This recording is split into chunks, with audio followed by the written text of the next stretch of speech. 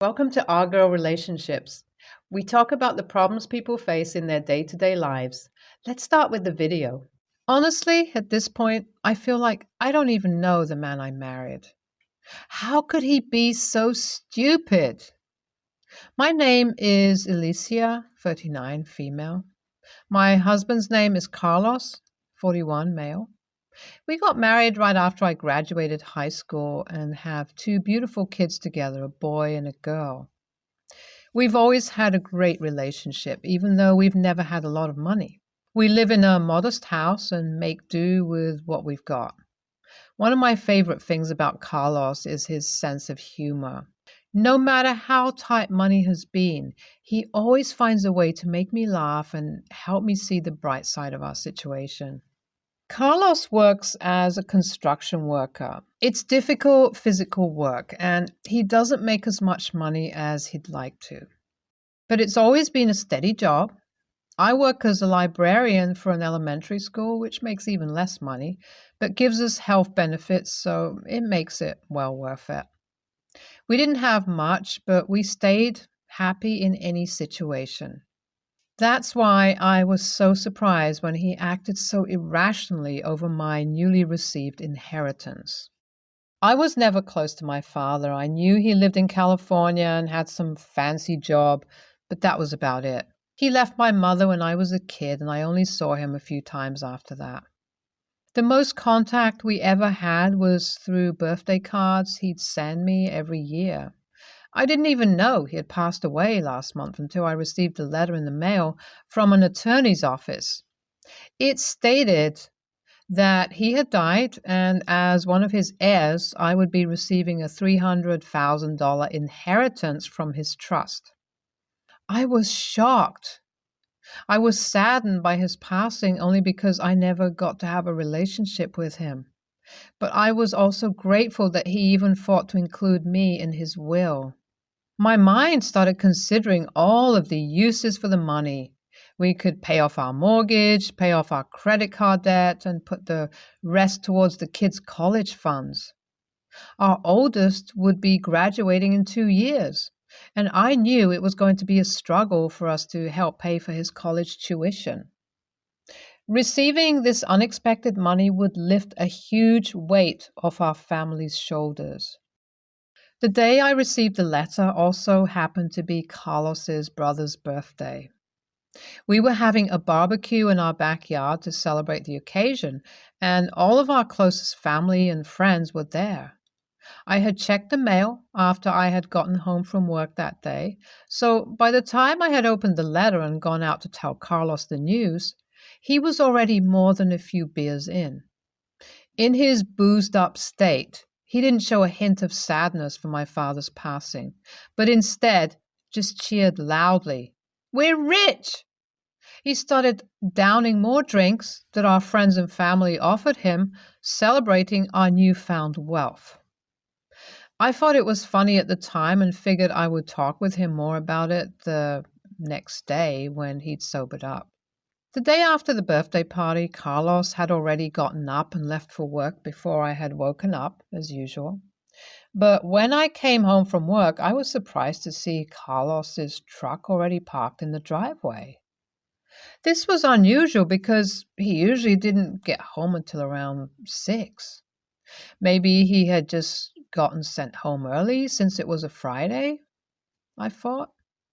I walked into the living room to find him sitting on the couch watching TV shows, looking like he'd been there for hours. I could tell he'd been drinking again. I asked him why he had gotten home so early, and he laughed. "What do you mean? I've been home all day." I must have looked confused, so he went on to explain. "I'm officially retired. I quit first thing this morning," he said, excitedly. My jaw dropped. What the hell was he talking about? He just put in his notice this morning. No 2 weeks or anything? Why would he do that? Of course, I freaked out on him and asked him if he had lost his mind. He explained he quit because now we were loaded. His words, not mine. He said since now we have $300,000 in the bank, He figured he could quit working and effectively retire. My mind was reeling, trying to process what he was saying. I asked him if he really thought he could retire on only $300,000 at the age of 40 and how we would live the rest of our lives. He explained that that's why I would continue to work and keep our health benefits. Between my income and the inheritance money, he figured that would be enough for both of us to live on. I was absolutely dumbfounded. I started screaming at him and asking him why he wouldn't talk to me first, and also explain how we could have used that money to pay off our mortgage and save up for our kids' college. I could tell these thoughts hadn't occurred to him, and for the first time he looked a little regretful. It was like I was pulling him down from his magical fairy tale high he was living in, where we were rich and he would never have to work a day again. But what I was saying was bringing him back to reality. He sat down and took a deep breath. He explained that he was just so excited at the thought of never having to go back to a construction site again that he was blinded to reality. He figured I would have been excited for him since he knows how much of a toll his work takes on him. But he realized now how insane it was for him to quit without asking me first. I was so overwhelmed that I just sat down and started to cry. I didn't know what was going to happen next. How could we possibly live on my small salary and our savings for the rest of our lives? How could he not realize that $300,000 is not enough to retire in this day and age? And how could the man I love possibly be so selfish that he assumed that I would be okay with him suddenly retiring and me having to continue to work to support the both of us? I felt like I had been blindsided and completely betrayed. I was shocked that he was capable of doing something so careless without consulting me first. I could barely even look him in the eye. All I was able to say is that he had better beg to get his job back, and until then I was going to take the kids and go stay with my cousin. I was so angry I couldn't even fathom staying under the same roof as him. He just nodded and didn't even put up a fight. He knew he had royally messed up. He said he would go back to the job site on Monday and tell his foreman he made a mistake and he would like his job back. That was yesterday. We stayed at my cousin Carla's house last night where I vented and told her everything. She was shocked that he would do something like that. Carlos has always been a carefree, fun-loving guy, but nobody thought he was capable of this level of irresponsibility. I don't even know what to do going forward. Even if he does get his job back, I don't know how I'll ever trust him again. I'm so hurt by the fact that he had so little regard for me, that he didn't even think to ask my opinion on this. And I'm also concerned that he'll make more stupid decisions like this in the future. How did I end up married to someone so careless? Am I overreacting? He's been loyal to his company for almost 20 years now, so I think his boss will be able to overlook this and will give him his job back. But is it wrong for me to have lost all trust in him after this one incident? I'm planning on giving him the rest of the weekend for him to think through all of this alone. Then I will go back on Monday after work to see what happened with his job. I almost wish we had never inherited this money to begin with. What a nightmare. It's Monday, and I went home this afternoon to talk to Carlos and see what happened with his job. Just like he said, he went back to the job site first thing this morning to beg for his job back. But unfortunately, his boss refused to reinstate him. He said that Carlos seemed extremely erratic and that this unpredictable behavior could be a liability on the job site. So he thought it was best to not hire Carlos back on. Carlos was crushed. He apologized to me over and over again, but honestly, I don't want to hear it. I'm honestly concerned for his mental health at this point. How could he possibly have made this decision if he was of sound mind? I feel like he's going through some kind of major midlife crisis. I want to be supportive of him, but honestly, right now, I can't even stand to be around him. He understood my not wanting to be around him. He said he would go stay with his brother for a while so I could bring the kids back home. He said he would start looking for a new job right away and that he'd like to come back home as soon as he found one and could help contribute financially again. I said we'd talk about it as soon as he finds work again. Am I overreacting over this? Or am I right to have lost my trust in him? It's been a long time, but I feel like I need to update this now. It's been 5 years since my father passed away, which means it's been about 4.5 years since Carlos and I got divorced. After everything that went down with the inheritance situation, Carlos ended up going on a downward spiral and began drinking even more. He became mean and was extremely resentful of me.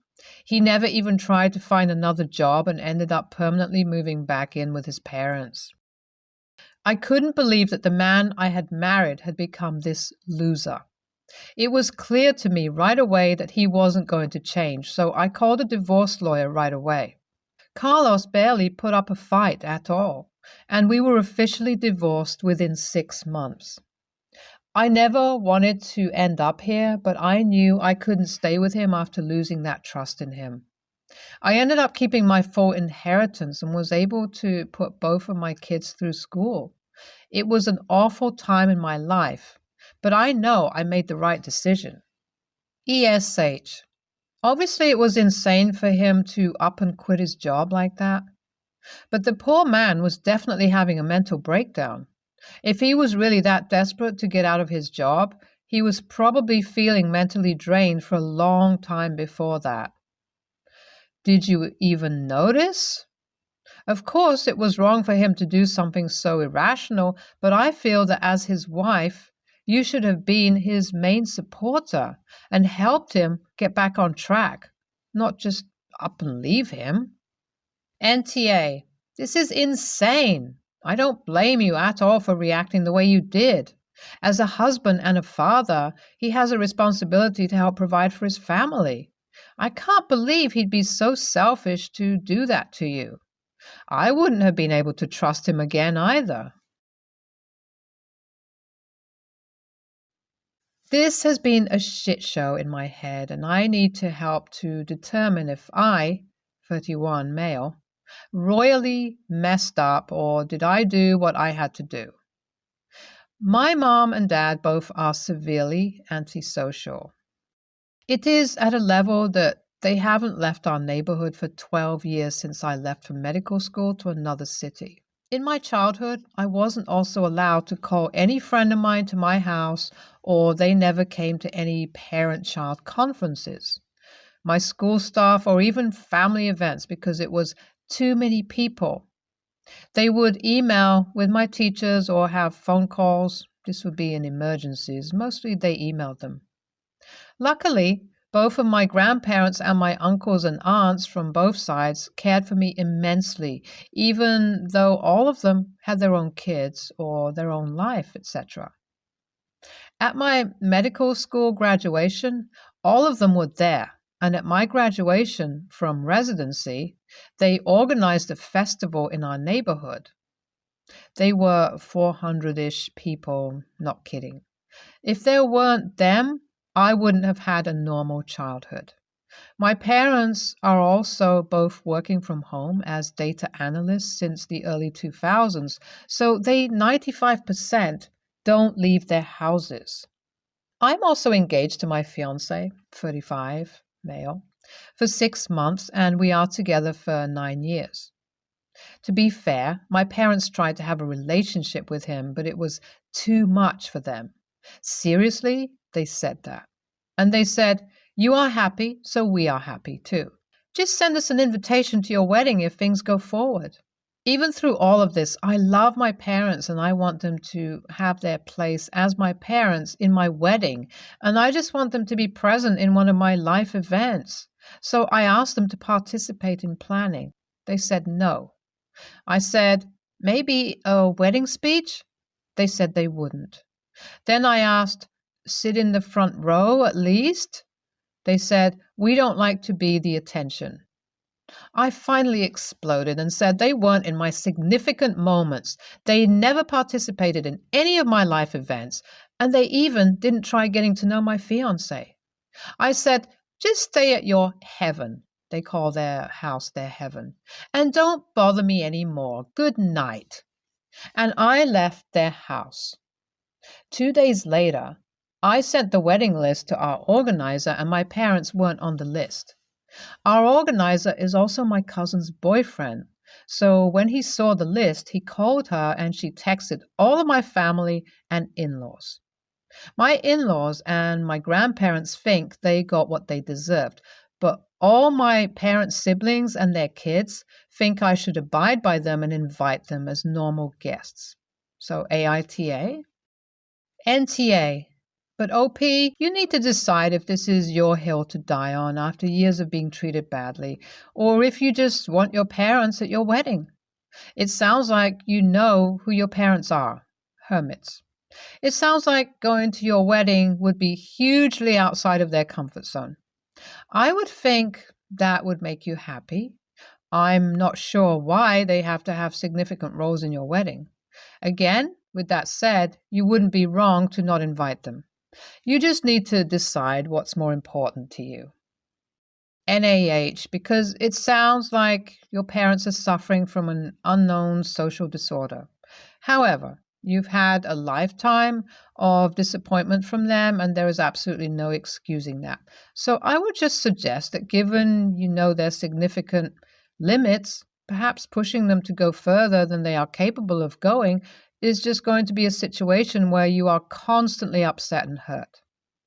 Younger, you deserve better. Adult, you may need to accept about your parents having some sort of mental hygiene issue that is going to prevent you from having a traditional relationship with them. Either way, it stinks for you. NTA. It's your wedding. If you don't want to invite them, then don't. It doesn't seem like they put any effort into being parents, at least besides the basics of feeding and putting a roof over your head when you were younger. If they don't want to put in the effort to be there, then you don't have to invite them. It's your day. You do what you want to do and screw anyone else. My fiancé and I are engaged and recently chose our wedding party. My bridesmaids are my two closest friends, and his groomsmen are my brothers. One being his best friend, and the other he has known just as long and has been like a big brother to him. My fiancé has a younger sister. She's 4 years younger than him and is a cancer survivor. That has shaped their relationship too. His parents favor her, spoil her rotten, and expect everyone to follow suit, and she uses that to her advantage with people. My fiancé has admitted sometimes he hates her, that when he says no to something and she throws the cancer in his face or accuses him of wishing she had died when he won't even do a simple thing for her. He's not estranged from his family, but he's not very close with them either. He does blame his parents for what happened and has a lot of resentment towards them because he was mostly ignored as a kid, because she was sick and then was expected to treat her like a princess. He said his parents ruined her and gave him a crappy childhood. When we talked about our wedding party, he had mentioned not wanting the sister in the wedding. I respected that, especially since, to put it bluntly, I don't care about her at all. We never hung out or anything. Apparently, she was waiting once she heard we got engaged to be asked to be a bridesmaid, and my fiancé's parents were also. No invite came, and I was personally called by all three and asked about it. I told them I had not planned to ask her, that I was having my two closest friends. They said, she's family though and important to my fiancé. I told them she wasn't close to me and they were asking me to include her in my bridal party where she does not belong. They called me an a-hole and told me I should be making more of an effort. They also told me nobody belonged in my bridal party more, and to think otherwise made me sound like a bully. And after all she's been through too. AITA? NTA. But you and your fiance are going to have to get on the same page about whether this is where you want to take a stand over his family's babying of her. If he's truly had enough, then he needs to tell them this isn't up for debate, and anyone who doesn't like it is welcome to stay home. If he's not prepared to burn any permanent bridges with his family, you may need to come up with some other honorary title task for her. From your description, your fiancé's parents expected him to defer to his sister's demands, and now they want to start in on you. It's your wedding, and you have total discretion over choosing members of your wedding party. Miss Manners says people who are in a wedding party are presumably closely connected to the bridal couple. Check. She also advises they should be treated as friends, not indentured servants. So, treat the bridesmaids, MOH, and groomsmen well, and you're both good to go. This won't be the last time Sis will be making demands of the two of you. From holiday planning to baby naming, just wait. So, it's imperative that you and your fiancé maintain your stance in this matter. And congratulations, NTA. Just wow, you are NTA. It is your wedding. You can have in it whomever you want. Just because they think she is entitled to it doesn't mean she is, especially since your fiancé doesn't even want her in. If he had requested she be part of the bridal party, I would most certainly consider it and probably honor his request. But his parents have no say.